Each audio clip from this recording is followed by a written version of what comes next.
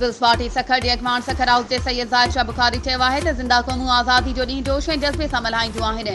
14 अगस्त पाकिस्तान जी आज़ादी जो ॾींहुं आहे जेको ईद जी ख़ुशियुनि जी आहे।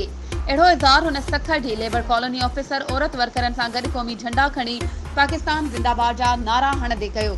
ज़ाहिद शाह बुखारी चयो त 14 अगस्त 1947 27 रमज़ान शरीफ़ जे ॾींहं ते आज़ाद मुस्लिम मुल्क जी हैसियत सां वजूद में आयो, जंहिंजी हिफ़ाज़त ऐं उन जी तरक्की लाइ कमु करण असां सभिनी जी ज़िम्मेवारी आहे।